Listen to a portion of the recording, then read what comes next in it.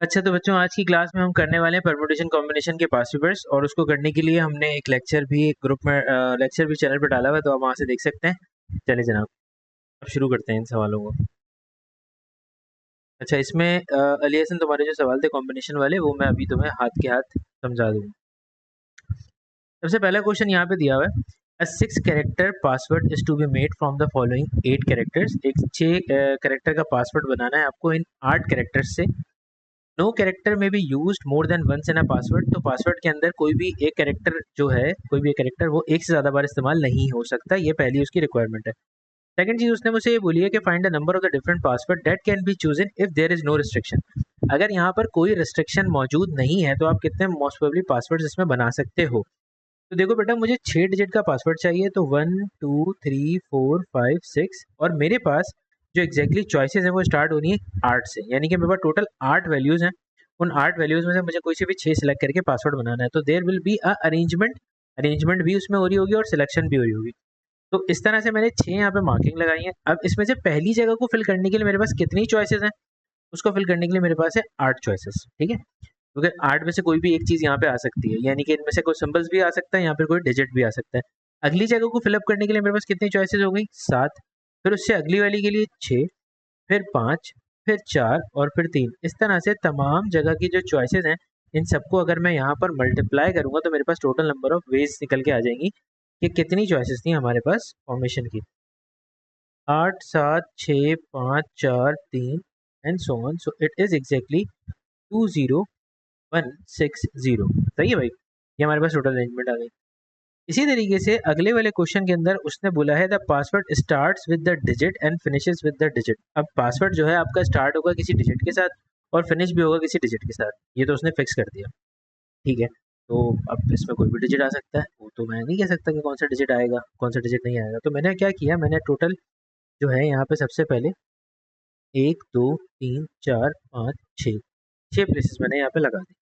मैंने कहा भाई यहाँ पे कोई से भी पासवर्ड मतलब कोई भी चॉइसेस हो सकती हैं। फॉर एग्जांपल मेरे पास टोटल डिजिट्स की जो तादाद थी वो थी एग्जैक्टली 5।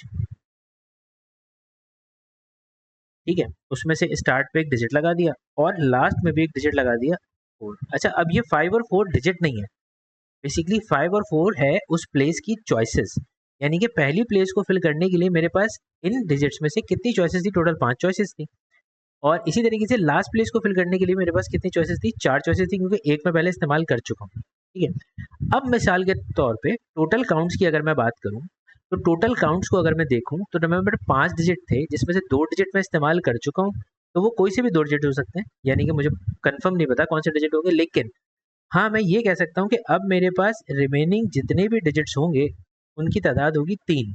ठीक है, और मेरे पास जो सिंबल्स थे, जो सिंबल मेरे पास थे वो भी टोटल थे 3। यानी कि अब टोटल 6 चॉइसेस मेरे पास बची हैं जिसके जरिए मैं इस पूरी वैल्यूज को फिलअप कर सकता हूँ। तो अब जो मेरे पास ये पोजीशन है इसको फिलअप करने के लिए टोटल मेरे पास 6 चॉइसेस होंगे। ये इस जगह की चॉइसेस थी जो मैंने यहाँ लिख दी, ये इस जगह की चॉइसेस थी जो मैंने यहाँ लिख दी, और एक डिजिट मैंने लॉक कर दिया इस पोजीशन के ऊपर, एक एक डिजिट। तो अब जो बचे हुए डिजिट हैं वो 3 है और बचे हुए सिंबल्स भी 3 है। तो अब मुझे उसको फिलअप करना है, तो उसके लिए चॉइसेस क्या होंगी भाई, मेरे पास पहले इस जगह को फिलअप करने के लिए 6 चॉइसेस हो गई, अगली जगह को फिलअप करने के लिए मेरे पास कितनी चॉइसेस हो गई, 5 चॉइसेस हो गई, फिर हो गई मेरे पास 4 और फिर हो गई मेरे पास 3। यानी कि इसको जब मैं मल्टीप्लाई करूंगा नंबर ऑफ चॉइसेस को तो मुझे एग्जैक्टली मिल जाएगा कि मुझे किस वैल्यू के साथ सॉल्व करना था, यानी कि इट विल बी 7200 वेज। इसी तरीके से यहाँ पे भी ये भी वेज। क्लियर हो गई बात, ये बात समझ में आ गई। यानी कि मैंने चॉइसेस को फिल पोजीशन पे फिक्स कर दिया, मतलब कि पहली जगह को फिल करने के लिए 5 चॉइसेस थी, दूसरी जगह आखिरी जगह को फिल करने के लिए 4 चॉइसेस थी। अब जो बाकी रिमेनिंग डिजिट्स रह गए और सिंबल रहेगा उन दोनों को एड अप करके बीच वाले डिजिट्स को अलाइन कर दिया। क्लियर है ये वाली बात, हमें बेसिकली चॉइसेस से फिलअप करना होता है। ठीक है, सेम इसी तरीके से अब वो कह रहा था पासवर्ड स्टार्ट्स विद 3 सिंबल्स, यानी कि पासवर्ड जो है वो 3 सिंबल से स्टार्ट होगा। तो अब मेरे पास 6 डिजिट का ही पासवर्ड बनना है। तो पहले अब ये पहली जो पोजीशन है इसमें मेरे पास टोटल ये वैल्यूज है। ठीक है भाई, इस जगह को मुझे करना है एग्जैक्टली फिलअप, और इसको मैं फिलअप कैसे करूँगा वो अब मैं सोचता हूँ। आखिरी जगह को फिलअप करने के लिए तो जो चॉइसेस मेरे पास नज़र आ रही हैं वो तो अंडरस्टूड है, क्योंकि वहाँ पे डिजिट आ सकता है। तो पहली पोजीशन को फिल करने के लिए 5 होगा, दूसरी पोजीशन को फिल करने के लिए मेरे पास क्या होगा, 4 होगा, और फिर क्या होगा, 3 होगा। ये तो डिजिट्स मेरे आ गए, जो डिजिट्स थे इस पोजीशन के ऊपर सारे के सारे डिजिट्स आ गए। अब पहली पोजीशन पे सिंबल्स आने चाहिए, मतलब पहले 3 सिंबल्स होंगे, अब कोई से भी सिंबल्स हो सकते हैं, उनकी जगह आपस में आगे पीछे घुमा सकते हैं। तो पहली जगह के लिए 3 हो गई, 2 और 1 चॉइसेस हो गई। ये मेरे क्या थे, सिंबल्स थे। अब मैं इन सबको आपस में जब मल्टीप्लाई करूंगा तो मुझे एग्जैक्ट आंसर मिल जाएगा, यानी कि 3 multiply by 2 multiply by 1 multiply bye 5 multiply by 4 multiply by 3।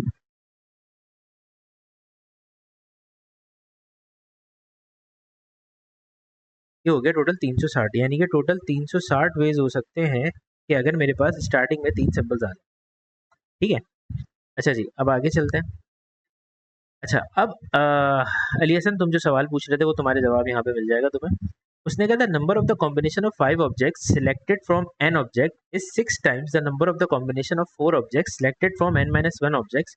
Find the value of n, n की वैल्यू को फिगर आउट करना है। The number of the combination of 5 objects selected from n object is 6 times. अच्छा, ये देखो, ये combination का formula तुमको लगाना है सिर्फ, मतलब इसमें कोई रॉकेट साइंस नहीं है, NCR वाला फॉर्मूला लगाना है। 5 objects selected from n objects, यानी कि तुम NC5 लिख रहे हो, ये पहली कंडीशन को जस्टिफाई कर रहा है यहाँ से लेकर यहाँ तक। ठीक है, उसके बाद उसने लिखा है इज का मतलब होता है इक्वल टू। ठीक है, उसके बाद उसने लिखा है 6 टाइम्स का मतलब होता है 6 से multiply the number of combination of 4 object selected from n minus 1 objects, यानी कि n माइनस 1 में से 4 सिलेक्ट करने हैं। गॉट इट, बात समझ में आई? ये कॉम्बिनेशन का फॉर्मूला लगा है, जस्ट सिंपल, और कुछ भी नहीं है। उसने कहा यहाँ पे तुम्हें n की वैल्यू को फिगर आउट करना है। सही है, तो ये है NC5 is equal to 6 multiply by n minus 1 C और 4। ठीक है, अच्छा देखो बेटे, मैंने कल मेरी जो बायनोमियल की लास्ट क्लास ली थी उसके अंदर भी मैंने एक बात बड़े अच्छे से समझाई थी। वो क्या थी? वो ये थी कि आप इसको फॉर्मूले को खोल सकते हो NC5 में कोई भी फॉर्मूला, लेकिन उस पर फैक्टोरियल अपने हिसाब से खोलते हो कि जितना तुमको चाहिए उतना ओपन करने की कोशिश करते हो। ठीक है, उससे ज़्यादा नहीं करते। तो अगर मैं उसके हिसाब से ओपन करूँ तो ये मेरे पास हो सकता है n factorial upon n minus 5 का फैक्टोरियल और 5 का factorial is equal to 6 multiply by n minus 1 का factorial divided by n minus 1 minus 4 का factorial and 4 factorial.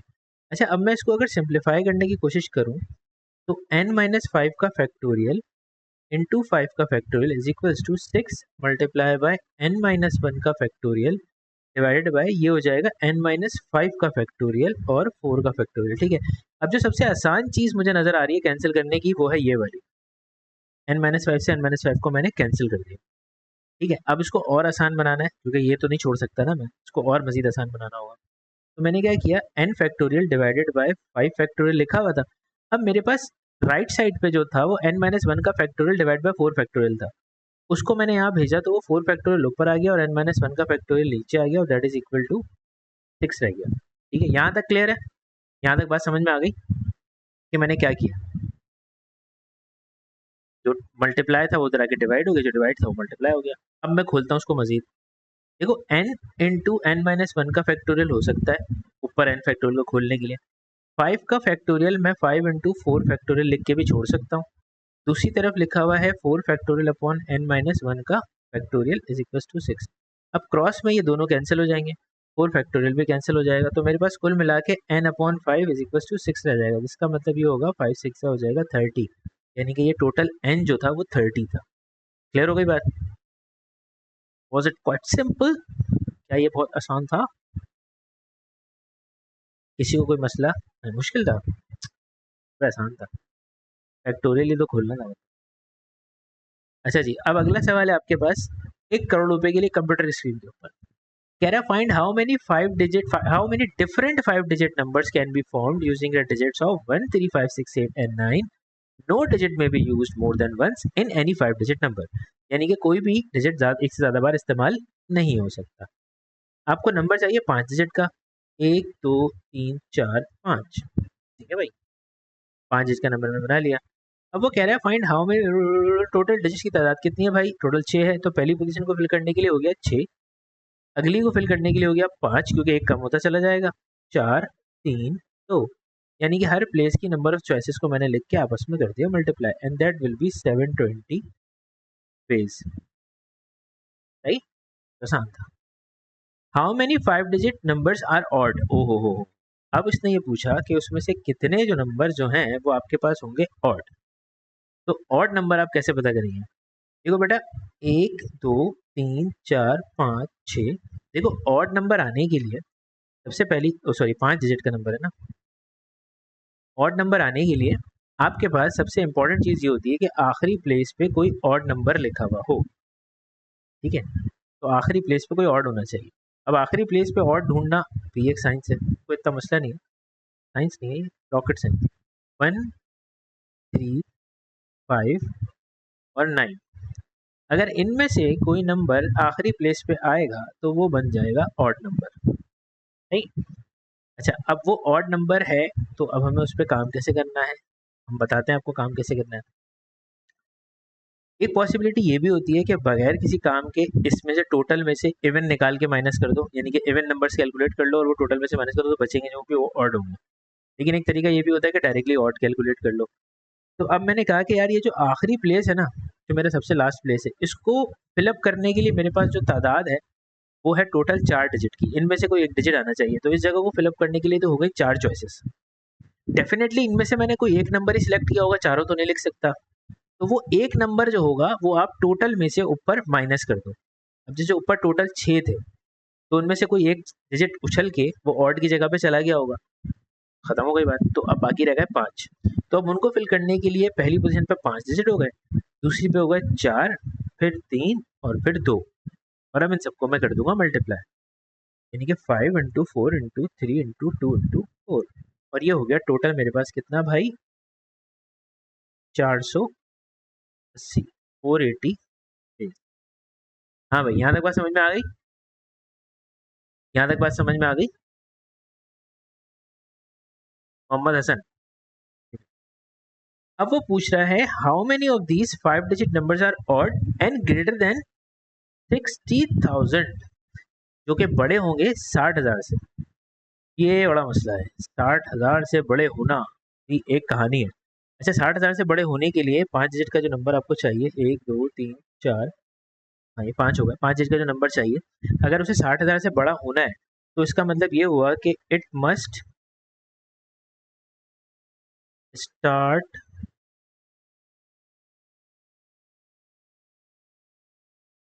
Must start with 6 and 8। उसको डेफिनेटली स्टार्ट होना होगा कहाँ से, 6 से या 8 से। तो इस जगह को फिलअप करने के लिए जो चॉइसेस हैं मेरे पास वो तो हो गई फिक्स्ड, मतलब टोटल 2 चॉइसेस हैं, इनमें से कोई एक डिजिट आ सकता है। अब 6 आ जाए या 8 आ जाए, अगर 6 आ गया या 8 आ गया कोई भी हो सकता है, उसके बाद रिमेनिंग कितने रह जाएंगे एक डिजिट कम करके। तो वो रिमेनिंग अगर मैं करता हूँ तो देखता हूँ तो मेरे पास टोटल 6 थे, 6 में से एक में से कोई एक आएगा तो ये आ गया अगर मिसाल के तौर पे, तो बाकी रह गए मेरे पास 2 3 4 5, यानी कि अब मैंने इसको लिखा 5 4 3 और 2। इनको पहले मल्टीप्लाई करके मैं एक जर्नल अजम्पशन निकाल लेता हूँ भाई, 2 multiply by 5 multiply by 4 multiply by 4 multiply by 2, that is 240। I am getting 40 digit.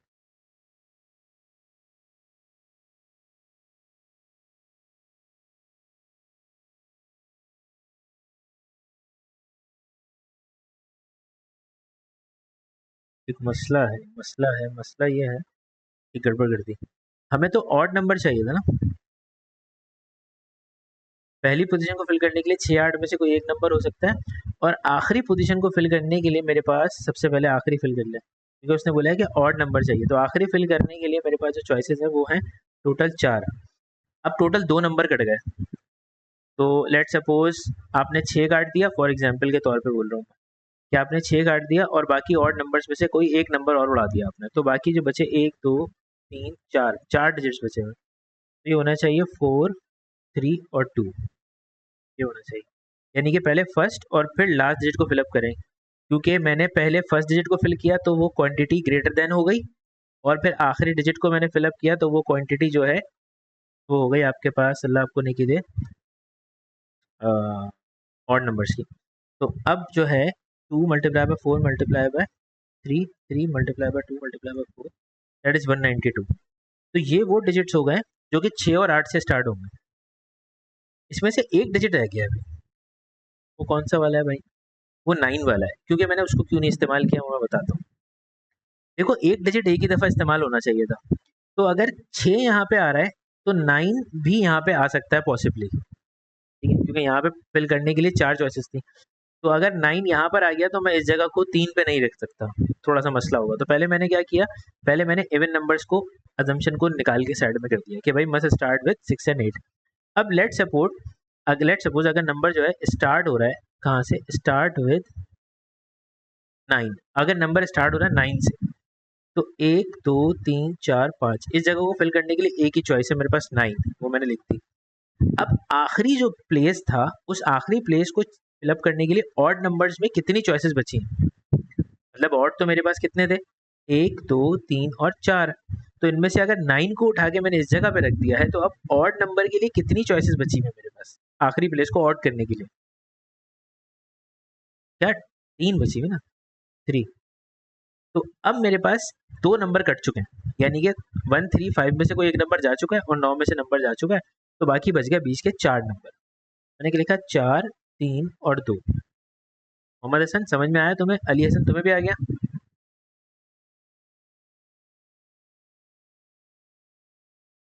अब हो गया मेरे पास 72, ठीक है। और टोटल जो है वो डिजिट्स मेरे पास, यानी कि टोटल ऑड नंबर जो कि ग्रेटर देन 60,000 होंगे, वो 192 प्लस 72 से पता चल जाएगा मुझे, जो कि मेरे पास 192 प्लस 72 करने से आ रहा है 264।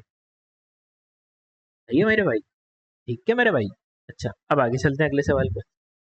इसमें भी वही काम करना है, एन की वैल्यू निकालनी। तो अपने हिसाब से अपनी रिक्वायरमेंट तक खोलूंगा मैं, ठीक है। 45 multiply by n factorial upon n minus 4 factorial and 4 factorial, ठीक है, is equals to n plus 1 multiply by n plus 1 का factorial divided by n plus 1 minus 5 factorial और 5 फैक्टोरियल।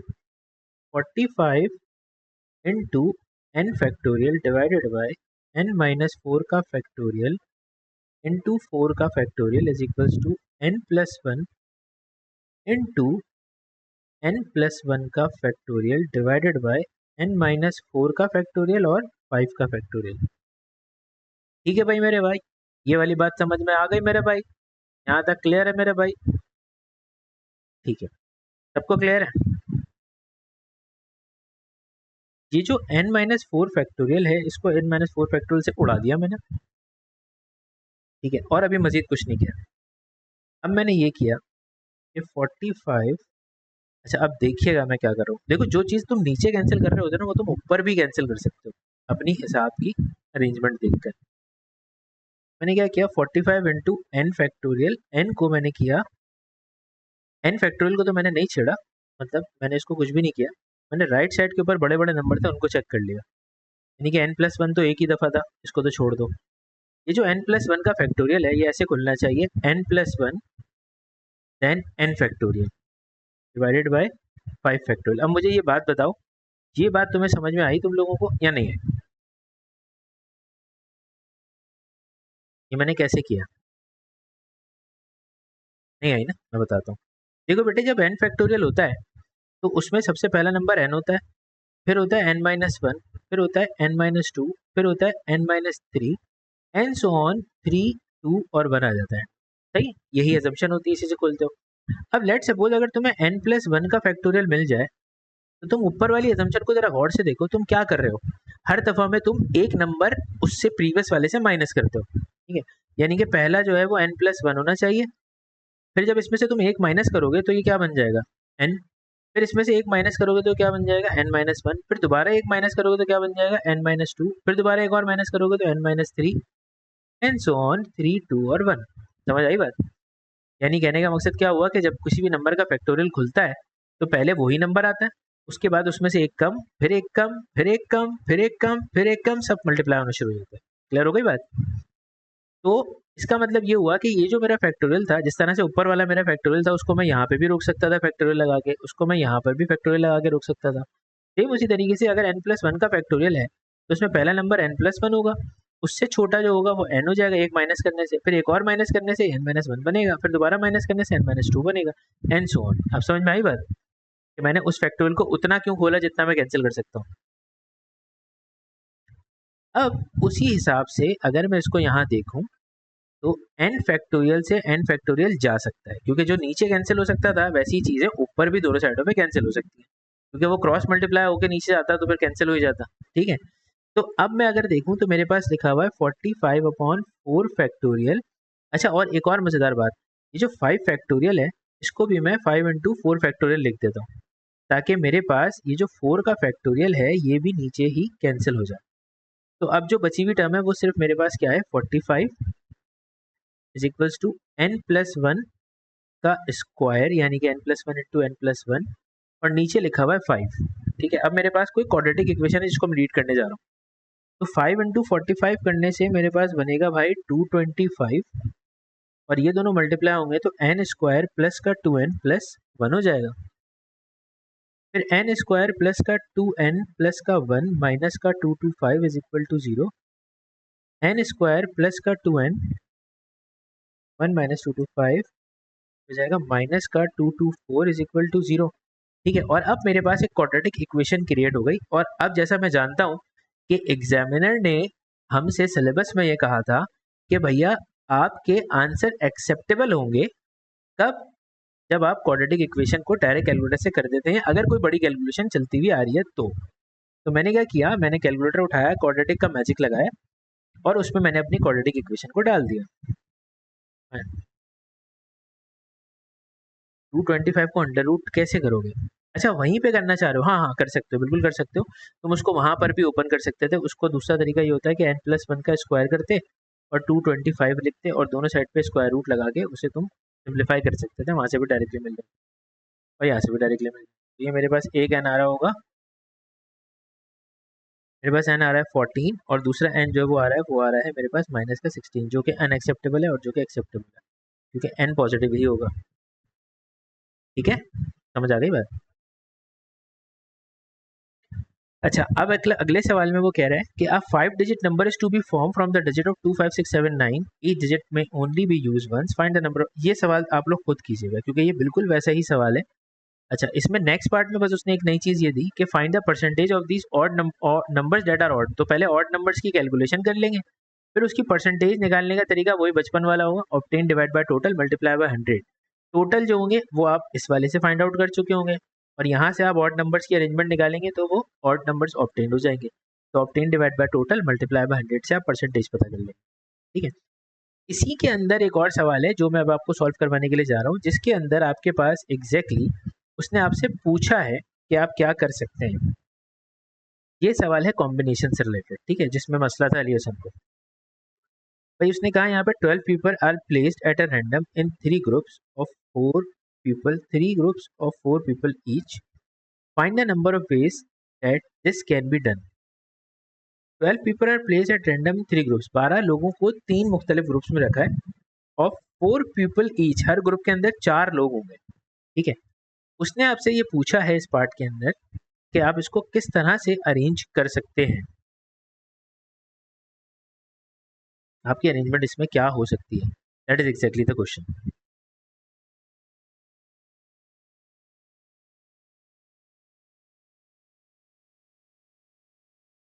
क्या हुआ?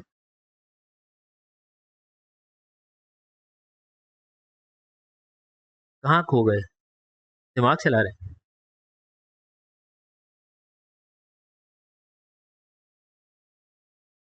12 people are placed at random in 3 groups, मतलब उसने 3 groups में आपको प्लेस किया है अलग, और वो 4-4 के ग्रुप्स होने चाहिए।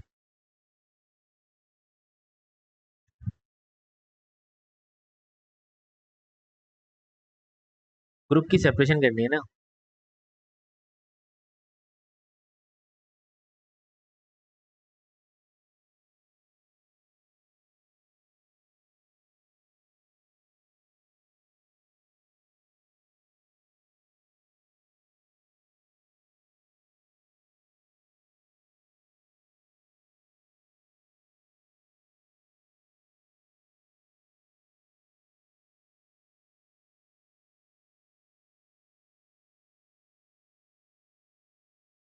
क्या हुआ, चलो मैं बताता हूँ।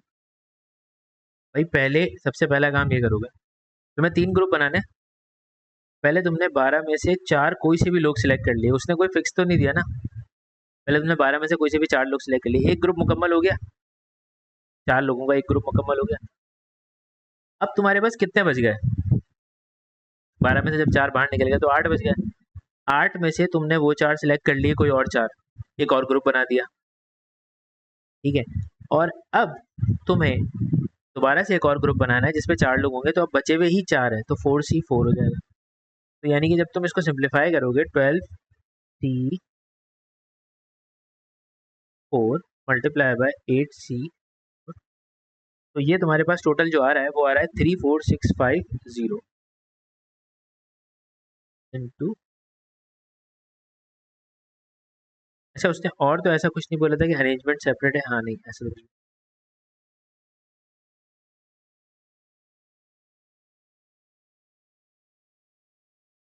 सही, क्लियर हो गई यहाँ तक? यहाँ तक कहानी समझ में आ गई? ठीक है। अच्छा, अब अगला काम क्या होगा?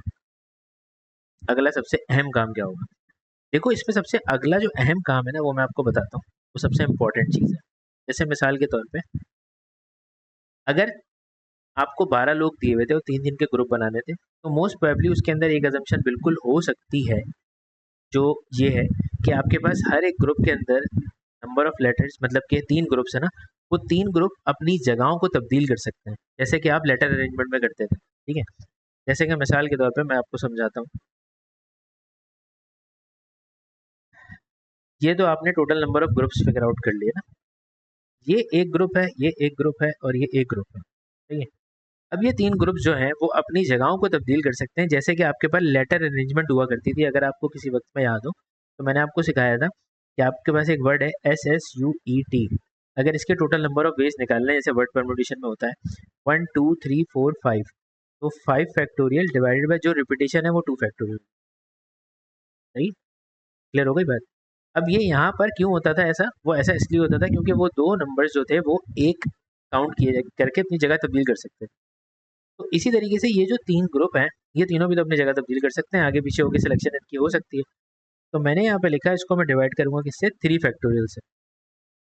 जब मैं इसको 34650 डिवाइड बाय 3 फैक्टोरियल करूँगा, तो ये मेरे पास हो जाएगा टोटल 5775। सही। ये हमेशा इस तरह का जो भी सवाल आएगा जिसमें आपके पास लकड़ी के बंडल्स होंगे या आपके पास सेम बुक्स होंगी या डिफरेंट बुक्स होंगी, आप उसको सेपरेट ग्रुप्स में अरेंज करोगे, तो आपको हमेशा उसके टोटल काउंट से उसको डिवाइड करना पड़ेगा कि कितने टोटल फैक्टोरियल पे बन सकते हैं, कितनी पॉसिबल अरेंजमेंट उसकी हो सकती है। अच्छा, अब अगला सवाल जो है उसके अंदर क्या दिया हुआ है? उसने पूछा कि भाई आपके पास एक कंडीशन है, और उस कंडीशन के अंदर वो जनाब आपसे कह रहा है सवाल में कि find the number of the ways in which the 12 people can be put into through groups containing 3 4 and 5 people respectively. पहले ग्रुप में 3 लोग होंगे, ठीक है, अगले ग्रुप में 4 लोग होंगे, उसके बाद 5 होंगे। अच्छा देखो, अब मजेदार बात सुनो, देखो ये बिल्कुल वैसा ही सवाल है। इसमें हर ग्रुप की क्वांटिटी क्या सेम है? ऊपर वाले में तो हर ग्रुप की क्वांटिटी सेम थी ना, इसमें हर ग्रुप की क्वांटिटी सेम है? नहीं ना। तो जब हर ग्रुप की क्वांटिटी सेम होगी ना, तो तुम्हें उसको टोटल काउंट से डिवाइड करना पड़ेगा, जैसे मैंने यहाँ पर किया था फैक्टोरियल लेके। तो यहाँ पर तुम्हें वो काम नहीं करना पड़ेगा, ये काम उसके बगैर ही हो जाएगा, ठीक है। उसके बगैर कैसे हो जाएगा, मैं बताता हूँ आपको। भाई 12 में से आप 3 का ग्रुप सिलेक्ट कर रहे हैं, तो ये ऐसे ही कर रहे हैं ना। तो 12 में से आप अगर 3 का ग्रुप सिलेक्ट करते हैं, तो ये हो जाएगा आपके पास 12C3 मल्टीप्लाई बाय, अब आपको 4 का ग्रुप बनाना है, ठीक है। तो 12 में से 3 चले गए तो कितने बच गया भाई? तो 9C4। अब अगला जो है वो तो अंडरस्टूड है ना। वो आपके पास वही होगा बचे हुए 5 लोगों का ग्रुप, यानी कि 5C5। तो उसकी तो हमें ऐसा कोई रिक्वायरमेंट नहीं होती, क्योंकि 12C3 से हमारा काम हो जाएगा। 12C3 मल्टीप्लाई बाय 9, तो ये आ रहा है हमारे पास 27720। क्लियर हो गई बात? अच्छा, अब उसके साथ अगला सवाल नीचे जो दिया हुआ है, ये भी डिजिट फॉर्मेशन वाला सवाल है। 4 digit numbers are to be form using a 4 digits 2 3 7 8 and 9, Each digit may be used only once in any 4 digit. Find how many 4 digit number can be formed if there are no restriction. अगर कोई restriction नहीं है 4 digit का number बना दो, 1 2 3 4। तो पहली जगह वो फिल करने के लिए 2 2 4 और एक 5 5 चीजें से 5 4 3 और 2। इस सारी चॉइसेस को हम यहाँ पे क्या कर देंगे, मल्टीप्लाई। ये हो जाएगा टोटल 120। नहीं है मेरे भाई, यहाँ तक क्लियर है मेरे भाई। और उसके बाद वो कह रहे हैं द नंबर इज इवन। ओए होए होए होए। अच्छा, इवन नंबर की खास बात क्या है कि आखिर में इवन आएगा, यानी कि 1 2 3 4 4 डिजिट का नंबर है तो आखिरी प्लेस पे 2 या 8 में से कोई एक डिजिट हो सकता है। तो इसके लिए चॉइसेस हो गई 2, किसी भी 2 है। और एक यहाँ ऑलरेडी इस्तेमाल हो जाएगा, इनमें से ये इस्तेमाल वगैरह हो गया तो बचे पीछे 4 डिजिट। तो मैंने कहा कि भाई इधर 4 3 और 2 होना चाहिए मेरे हिसाब से।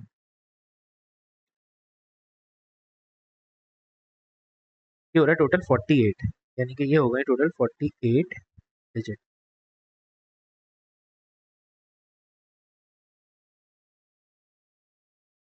The number is greater than 7000 and odd. ओए होए होए, नंबर ग्रेटर देन होना चाहिए 7000 और होना चाहिए ऑड।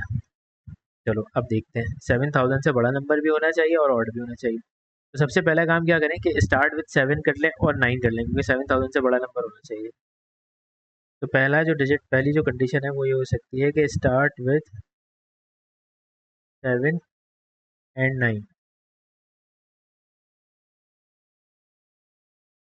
1 2 3 4। तो इस जगह को फिल करने के लिए 2 चॉइसेस हो गई, और बाकी जो भी जगह बची होगी उसको फिलअप करने के लिए मेरे पास होंगी 2 में से कोई एक चला जाएगा, तो 4 डिजिट बचेंगे पीछे। तो ये हो जाएगा मेरे पास 4 3 और 2। तो कुल मिला के ये हो जाएगा 48।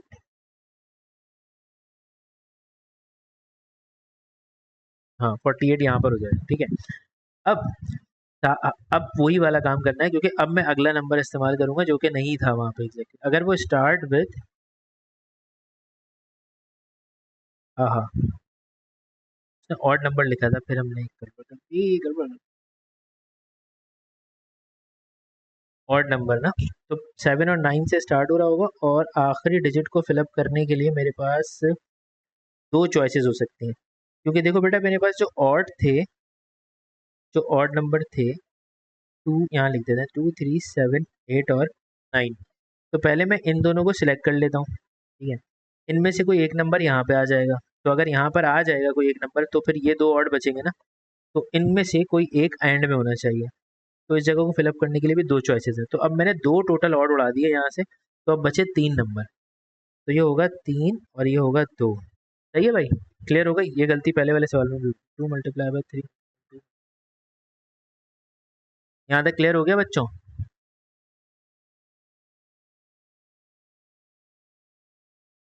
सही। अच्छा, अब मैं उसको स्टार्ट करूंगा, स्टार्ट विद 8। तो 1 2 3 4, पहली जगह को फिल करने के लिए एक ही चॉइस है भाई, 8 आएगा यहाँ पे। और आखिरी जगह को फिल करने के लिए टोटल मेरे पास ऑड नंबर बनाने की 3 चॉइसेस होंगी, यानी कि 3 7 और 8, 3 7 और 9 में से कोई भी एक नंबर आ सकता है। तो अब मेरे पास 2 नंबर ऑलरेडी कट चुके हैं, तो बचे 3। 3 मल्टीप्लाई बाय 2, तो ये हो जाएगा मतलब 3 हो जाएगा टोटल मेरे पास 18। उनको प्लस करूंगा तो ये हो जाएगा टोटल 42 डिजिट्स। सही, समझ में आ गई कहानी? यहाँ तक क्लियर है? तो इसमें क्या है, ये तो ट्रिग्नोमेट्री का क्वेश्चन दे दिया गलती से मिस्टेक हो गई इनसे। अच्छा जी, अब छठे सवाल पे चलते हैं। छठे सवाल में हमारे साथ क्या कह रहा है वो? छठे सवाल में वो ये कह रहा है कि भाई find how many different 5-digit numbers can be formed using a digit of 1 2 3 5 7 and 8 if each digit may be used only once in any number। ये तो वही सिंपल है, यानी कि 5 डिजिट का नंबर चाहिए, 1 2 3 4 5, और पहली जगह को फिल करने के लिए 3 3 6 6 है, तो 6 5 4 3 2, ठीक है करके पोजीशन 720, ये हो गया 720। ठीक है। अब यहाँ पे कह रहे हैं how many of the numbers in part 1 are not divisible by 5। उसमें से कितने डिविजिबल नहीं होंगे 5 से। तो वो तो बात की बात है, पहले ये पता कर लेते हैं कि 5 से डिविजिबल कितने होंगे। देखो कोई भी नंबर अगर 5 से डिविजिबल होता है ना, तो उसके लिए आखिर में उसके 2 चीज़ें होनी चाहिए, या तो 0 होना चाहिए या फिर 5 होना चाहिए, तो ही वो नंबर 5 से डिविजिबल हो सकता है, अदरवाइज़ वो नहीं हो सकता। तो मेरे पास जो था वो 0 की तो ऑप्शन ही नहीं था, क्योंकि 0 मेरे डिजिट्स की क्वांटिटी में नहीं था। क्या हुआ हसन? भाई अगर कोई भी नंबर 5 से डिविजिबल होना चाहिए तो उसमें आखिरी प्लेस पे 0 होगा या 5 होगा तभी पॉसिबल है। गिन के देख लो, 205 से डिविजिबल होता है, आखिर में 0 आ रहा होता है। 205 भी 5 से डिविजिबल होता है, आखिर में 5 आ रहा होता है। 210 हो गया, 215 हो गया, 225 हो गया। सही समझ आई कहानी? तो अब मेरे पास आखिरी जगह को फिल करने के लिए जो 0 वाली बात है ना, वो 0 तो यहाँ पे है ही नहीं मुझे गिवन डिजिट्स के अंदर, तो वो तो मेरी चॉइस का पार्ट नहीं हो सकता। अब आखिरी जगह को फिल करने के लिए मेरे पास 5 हो गए, ठीक है। तो पहले मैं ये निकाल रहा हूँ कि कितने 5 से डिविजिबल है। Divisible by 5। तो डिविजिबल बाय 5 करने के लिए मैंने क्या किया, 1 2 3 4, 4 डिजिट का बनाना था ना नंबर, सॉरी 5 डिजिट का। 5 था, हाँ 5 था। और डिजिट्स कौन कौन से थे, 1 2 3 5 7 एंड 8। तो आखिरी जगह को फिल करने के लिए एक ही चॉइस है जो कि 5 है, 5 से डिविजिबल बताने में, ठीक है। अच्छा वो आ गया, अब बाकी कितने नंबर रह गए, बाकी हमारे पास बचेंगे 5, तो 5 4 3 और 2 हो जाएगा ये, तो ये कुल मिला के टोटल 120 हो जाएगा, ठीक है। टोटल डिजिट्स कितने बन सकते हैं, वो है 720। 5 से डिविजिबल कितने हैं, वो है 120। अब मुझे बताओ नॉट डिविजिबल बाय 5 कितने होंगे। एग्जैक्टली 600, क्योंकि आप उसको माइनस कर देंगे। शाबाश, समझ आई कहानी। Not divisible by 5। अच्छा मैं अगर नॉट डिविजिबल बाय 5 डायरेक्ट ढूंढने की कोशिश करता ना, थोड़ी सी मुश्किल हो जाती मुझे, क्योंकि इतनी सारी चॉइसेस बनती चली जाती कि 3 हो सकता था, ये हो सकता था, 1 हो सकता था, 2 हो सकता था, 7 हो सकता था, एक एक करके डिजिट्स को फिक्स करना पड़ता, तो वो आंसर वही आता लेकिन थोड़ी सी लंबी हो जाती। 600, ठीक है। अब वो पूछ रहा है कि how many of the numbers in part 1 are even and greater than 30,000। कितने इवन होंगे और ग्रेटर होंगे 30,000 से, सही है। अच्छा इवन भी चाहिए और आपको ग्रेटर चाहिए किससे, 30,000 से। तो 30,000 का मतलब ये हुआ कि पहली प्लेस के ऊपर आपको ऐसे स्टार्ट करना पड़ेगा कि पहली प्लेस के ऊपर आप सबसे पहले ऑड नंबर्स को अलग कर लें, जो नंबर्स ऑड थे आपके पास। अच्छा एक और बात, ऊपर जो हम डिजिट्स बना रहे थे, हाँ वो तो सिंपल सिंपल डिजिट, ठीक है।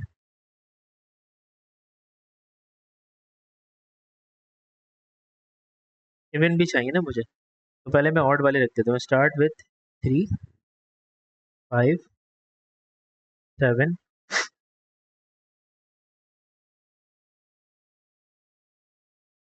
हाँ स्टार्ट विथ 3 5 7, 5 डिजिट का नंबर चाहिए, 1 2 3 4 5, ठीक है। हाँ, इवन नंबर की खास बात बताएं, इवन नंबर में आखिर में क्या आना चाहिए, अगर कोई नंबर इवन है तो आखिर में इवन नंबर ही आना चाहिए। अगर उस नंबर को इवन बनाना है तो उसके आखिर में इवन नंबर होना चाहिए, ठीक है। अब अगर ये 3 5 और 7 में से कोई एक डिजिट यहाँ पर होता, तो यहाँ की चॉइसेस हो जाती हैं 3 टोटल, और इसको इवन नंबर क्रिएट करना है तो मुझे आखिरी प्लेस के ऊपर जो है इवन नंबर में से ही कोई नंबर रखना है, जो कि 2 नंबर है मेरे पास, तो उसकी चॉइसेस हो गई 2। अब टोटल कुल मिला के आपके पास 2 नंबर कट चुके हैं, मिसाल के तौर पे ये दोनों कट गए, ठीक है, ये और ये। तो अब बचे कितने, 1 2 3 4। अब इसको फिलअप करने के लिए 4 3 और 2, एक एक करके चॉइस कम हो गई, इन सबको आपस में कर दें मल्टीप्लाई, 144। अच्छा अब स्टार्ट करते हैं, स्टार्ट विथ 8। अब नंबर 8 से स्टार्ट हो रहा है, जब वो नंबर 8 से स्टार्ट होगा तो उस वक्त क्या होगा, इस जगह को फिल करने के लिए एक ही चॉइस है मेरे पास, 8 लिख दिया मैंने यहाँ पे। अब नंबर इवन होना चाहिए, उसके लिए आखिर में भी इवन नंबर एक होना चाहिए, तो यार 2 जो है अब वही बचा है, तो इसका मतलब ये हुआ कि इस जगह को फिल करने के लिए भी एक चॉइस होगी। बाकी कितने नंबर रह गए भाई, बाकी कुछ भी डाल दो बीच में, बाकी बचे हुए तुम्हारे पास 4, तो 4 3 और 2, ये होगा टोटल 24। 4 और 4 8, 4 और 2 6 और ये 1, 168 digits can form which is exactly greater than 30,000। सही है भाई, समझ में आ गई कहानी। अच्छा, अब नीचे वाला सवाल भी बिल्कुल उसी तरह कॉम्बिनेशन के सवाल की तरह जो पहले हमने किया। The number of the combination of n items taken 3 at a time is 6 times the number of the combination of n items taken 2 at a time. तो भाई नंबर NC3 पहले तो हो गया NC3, इसका मतलब इक्वल टू 6 टाइम्स NC2। ठीक है, n निकालना है, निकाल लेते हैं। n factorial upon n minus 3 factorial और 2 factorial, sorry 3 factorial is equals to 6 multiply by n factorial divided by n minus 2 factorial और 2 factorial। ठीक है, n फैक्टोरियल से n फैक्टोरियल चला गया ऊपर ऊपर का। अच्छा, अब ये जो नीचे टर्म्स हैं इसको मैं यहाँ भेज देता हूँ ऊपर, क्योंकि ये डिवाइड हो रही है तो इधर आ जाएंगे कुछ। n माइनस 2 का फैक्टोरियल मल्टीप्लाई बाय 2 का factorial divided by n minus 3 का फैक्टोरियल और मल्टीप्लाई बाय 3 का फैक्टोरियल इक्वल टू 6। अब अपनी आसानी के लिए मैं ऊपर वाली टर्म को n माइनस 2 और ये हो जाएगा n माइनस 3 का factorial into 2 factorial divided by n minus 3 का factorial into 3 factorial is equals to 6। देखो बच्चे, ये वाली बात समझ में आई? मैंने इसको कैसे खोला? n माइनस 2 का फैक्टोरियल था, तो मैं जब इसको खोलता तो पहले n माइनस 2 आता, उसके बाद n माइनस 3 आता। मैंने उसको फैक्टोरियल रख के वहीं रख दिया ताकि मैं ऊपर नीचे कैंसिल आउट कर सकूँ। अब मैंने ये वाला और ये वाला कर दिया कैंसिल, ऊपर बचा n माइनस 2। 2 का फैक्टोरियल होता है 2 और 3 का फैक्टोरियल होता है 6 इज इक्वल्स टू 6। अब सिंपल है, n माइनस 2 यहाँ छोड़ेंगे, 36 डिवाइडेड बाय 2 हो जाएगा, n माइनस 2 इक्वल टू 18 होगा और n जो है 18 और 2 हो जाएंगे 20। ठीक है भाई, क्लियर हो गई बात? यहाँ तक बच्चा लोग बात समझ में आ गई? क्या बात, टू मैट्रिसेस प्रोडक्ट। अच्छा, ये मैट्रिसेस का सवाल दे दिया इसने, जो कि अब हमारा तलब कपाट में गया। अच्छा, अब देखो, अब ये सम सेम उसी तरह के सवाल रिपीट होते रहेंगे, मतलब एक ही कॉम्बिनेशन के ऊपर। अब मैं इसमें से देख लेता हूँ कि कोई ऐसा सवाल है, हाँ ये वाला सवाल है कॉम्बिनेशन का, जिसमें मुझे सिर्फ कॉम्बिनेशन ही इस्तेमाल करना है। तो अब इस वाले सवाल को देखते हैं। ये सवाल था क्वेश्चन नंबर 8 का पार्ट बी। पार्ट ए वही था यार, 5 डिजिट का नंबर बनाओ, डिजिट का नंबर डिविजिबल बाय होना चाहिए, फलाना ढिमकाना। अब वही सीक्वेंस बार बार चलती रहेगी, तो उसमें कोई रॉकेट साइंस नहीं रही, मतलब वो तुम अब कर लोगे, अब उसमें कोई मसला नहीं। लेकिन फिर भी अगर कोई मसला हो तो मुझसे क्लास में डिस्कस कर सकते हो, मैं तुम्हें एक्सप्लेन कर दूंगा क्वेश्चन। ठीक है, अच्छा जी, अब देखते हैं यहाँ पे। यहाँ बोल रहा है वो, a team of 6 people is to be chosen from 8 man and 6 women. 8 मर्द 6 खवातीन में से आपको 6 लोगों की टीम बनानी है। Find the number of different teams that may be chosen if there is no restriction. यार दोस्त पे कोई रिस्ट्रिक्शन ही नहीं है, मतलब कुछ भी सिलेक्ट कर लो। तो टोटल 8 और 6 कितने होते हैं? 8 और 2 10 और 4 14, टोटल 14 लोगों का। 14 में से तुमने 6 सिलेक्ट करके एक टीम बना दी, तो ये हो गया 14 6, ये हो गया 3003 सिलेक्शन के। अब वो कह रहे हैं there is no women in the team, मतलब अब there are no women in the team, यानी कि वुमेन होनी ही नहीं चाहिए टीम के अंदर। यार अगर वुमेन नहीं होगी तो मैं 8 में से जो 8 मर्द हैं उसमें से कोई 6 लोग सिलेक्ट करके टीम कंप्लीट कर देता हूँ, क्योंकि मुझे खवातीन को शामिल ही नहीं करना। तो ये हो जाएगा मेरे पास 8 3 6, ये बन गया टोटल 28 वेज, यानी कि 28 वेज हो गए। अब वो कह रहे हैं there are a husband and a wife who must not be separated. बहुत मुश्किल सवाल है। There are husband and a wife who must not be separated, मतलब एक हस्बैंड है और एक वाइफ है, वो सेपरेट नहीं हो सकते। ठीक है, उन्हें सेपरेट नहीं करना, मतलब उनको अलग नहीं कर देना भाई। तो अब आप किस तरह से इसको स्टार्ट करेंगे, अपनी टीम को बनाने का तरीका मुझे बताएं। How can you do that? हाँ मेरे पास जो है,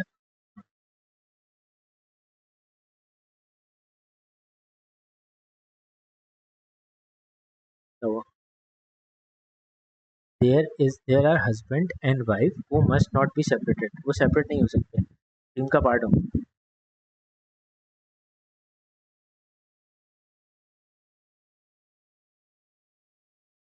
अरेंजमेंट तो है ही नहीं ना,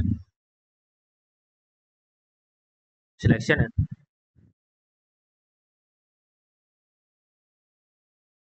भाई कितने कपल होंगे पहले तो ये पता करो ना।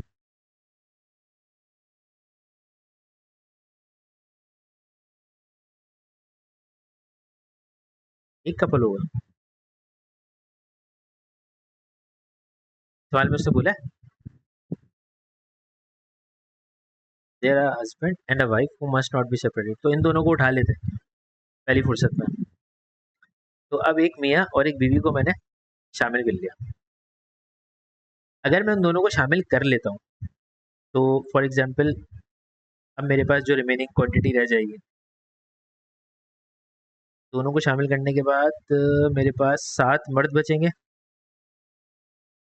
ठीक है, ये 1 मैन और 1 वुमेन ये यहाँ आ गई, और 5 वुमेन बच गई,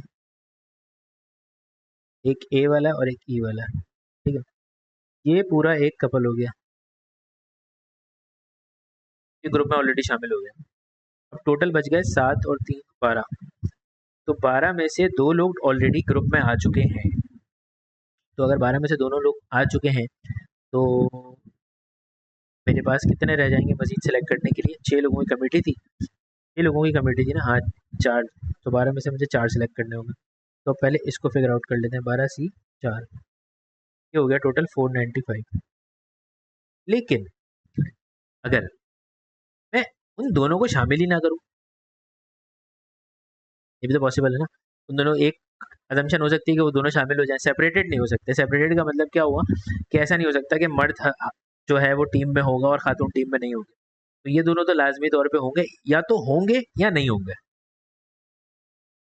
समझ आ रही बात? तो अब मैंने, अगर ये हो रहे थे, अगर ये दोनों शामिल थे तो मैंने 4 लोग सिलेक्ट करके टीम बना ली। लेकिन अगर ये नहीं होंगे तो if they do not exist, बचे हुए अभी भी 12 होंगे, लेकिन इसमें से मुझे सिर्फ 6 सिलेक्ट करना। तो 2 डिफरेंट एजम्पशंस मैंने इसकी बना ली कि 2 पॉसिबिलिटीज इसके अंदर टोटल हो सकती हैं, या तो ये होंगे या फिर ये नहीं होंगे।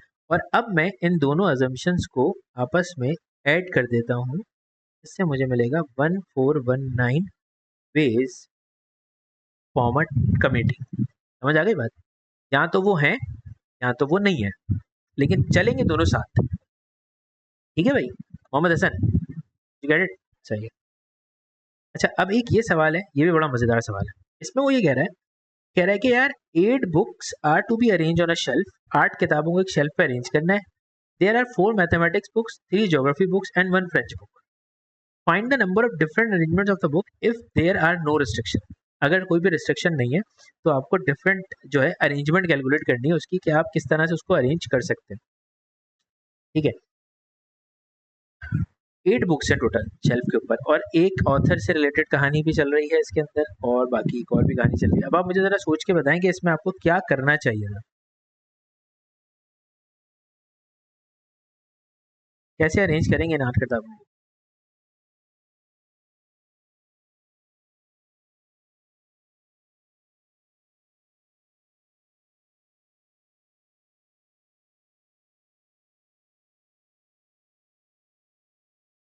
क्या हो गया भाई, क्यों परेशान हो गया? बस अरेंज ही तो करना है, नहीं समझ में आ रहा? अरे भाई, 8 किताबें एक शेल्फ पे जाएंगी, 1 2 3 4 5 6 7 8। पहली जगह वो फिल करने के लिए 8 चॉइसेस, फिर 7 6 5 4 3 2 1। उसने लिखा हुआ था ना नो रिस्ट्रिक्शन, सीधा सीधा ये 8 का फैक्टोरियल है, तो क्या है 40320। सही, समझ आ गई? Find the number of different elements if the mathematics books have to be kept together. अगर मैथ्स की किताब 7 होगी तो 1 2 3 4 5 6 7 8, मैथ की किताबें थी 4, तो ये 4 प्लेसेस को मैंने एक प्लेस बना दिया। सही है भाई, 4 प्लेसेस को मैंने एक प्लेस बना दिया। अब क्या होगा, 1 2 3 4 5 टोटल अरेंजमेंट जो है वो तो हो गई मेरे पास 5 का फैक्टोरियल। ठीक है, क्लियर हो गई बात? यहाँ तक समझ में आ गई कहानी कि ये जो अरेंजमेंट थी ये मेरे पास क्या हो जाएगी 5 का फैक्टोरियल। अच्छा, इसके साथ ये जो 4 किताबें मैंने मैथ्स की रखी हैं, क्या ये अपनी जगहों को चेंज कर सकती हैं कि नहीं कर सकती? कर सकती है ना। तो इसका मतलब मैंने इसको मल्टीप्लाई कर दिया 4 फैक्टोरियल से कि वो इस जगह की अरेंजमेंट जो है वो 4 फैक्टोरियल है। तो ये हो जाएगा टोटल मेरे पास 2880।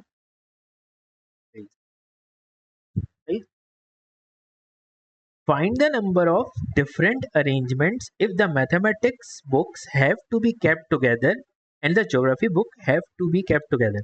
अच्छा, मैथ्स की किताब को भी साथ होना है और ज्योग्राफी की किताब को भी साथ होना है। 1 2 3 4 5 6 7 8। तो 4 किताबें हो गई मैथ्स की साथ और 2 किताबें हो गई ज्योग्राफी की साथ। 1 2 3 4 इसकी अरेंजमेंट हो गई 4 फैक्टोरियल। जो 4 किताबें साथ रखी हैं उनकी अरेंजमेंट हो गई 4 फैक्टोरियल। जो 2 किताबें साथ रखी हैं उनकी अरेंजमेंट हो गई 2 फैक्टोरियल। सही है, समझ में आ गई बात। इसको कर देते हैं मल्टीप्लाई।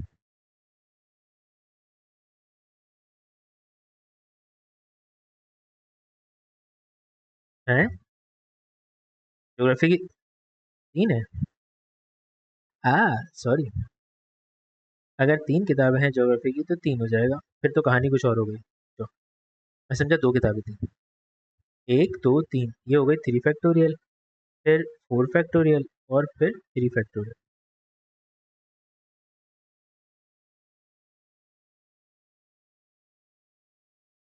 864 वेज। ठीक है भाई, टोटल 864 वेज हो। Is that clear? समझ में आ गई। अब चाहें तो आप ये भी कर सकते हैं, इसको मेंशन भी कर सकते हैं। जैसे ये 3 फैक्टोरियल है तो आप इसको कह सकते हैं कि bunch of maths plus bunch of geography, ठीक है, plus remaining means French book. और उसके बाद जो 4 फैक्टोरियल है वो सिर्फ और सिर्फ मैथ्स की बुक थी। और फिर जो दूसरा 3 फैक्टोरियल था वो सिर्फ और सिर्फ जियो की बुक थी। ठीक है, जियो ओनली मैं मेंशन भी कर सकता हूँ। चलिए, आप कॉम्बिनेशन का एक सवाल और आ गया। और अब ये हमारा आखिरी सवाल होगा, क्योंकि अब आप सवाल इसको खुद से ट्राई करेंगे, क्योंकि बहुत आसान सवाल है, सेम इसी तरीके से चलते रहेंगे। कॉम्बिनेशन में भी कोई रॉकेट साइंस नहीं आ रही। A team of 6 players is to be chosen from 8 men and 4 women. Find the number of different ways these can be done. There is no restriction. अच्छा, अब नो रिस्ट्रिक्शन का मतलब 8 4 total हो गए 12। 12 में से सिलेक्ट कर लो 6। 924, क्या बात है। अच्छा, there is at least 1 women in the team. अब उसमें एक ही वुमेन शामिल होगी। तो एक ही वुमेन अगर शामिल होगी, एटलीस्ट 1 वुमेन यानी कि एक से ज़्यादा भी बढ़ सकती, एक मिनिमम है। ठीक है, तो पहले मैंने खातून एक शामिल की और मर्द जो है मैंने 5 शामिल किए। एक टीम मुकम्मल हो जाएगी मेरी। ठीक है, फिर मैंने खातून एक से ज़्यादा बढ़ा दी, 2 कर दी। ठीक है, क्योंकि एटलीस्ट 1 के केस में क्या होगा, आप एक से ज़्यादा, कम से कम एक होनी चाहिए, एक से ज़्यादा आप जा सकते हैं आगे। अगले वाले में होगा 8C3, 5 लोगों, सॉरी 6 लोगों की टीम थी ना, सॉरी 8C4 हो जाएगा।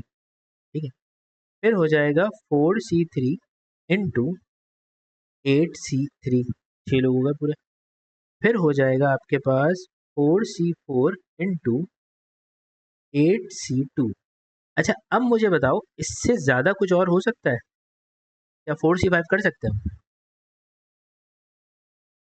क्यों नहीं कर सकते? हाँ, और इसका एक रीज़न और ये भी था कि कॉम्बिनेशन में बायनोमियल में हमने पढ़ा था कि n कभी भी, वो r कभी भी n से बड़ा नहीं हो सकता। n should be greater than equal to r, यानी कि r के बराबर होगा या उससे बड़ा होगा। तो r कभी बड़ा नहीं हो सकता।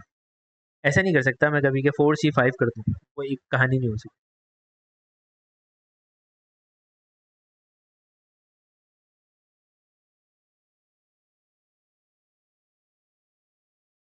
बेटा इन आंसर्स को चेक कर लेना, मैं बहुत सारी कैलकुलेशन में कभी कभी कभी कभी हाँ, सारी अरेंजमेंट्स को ऐड कर दो।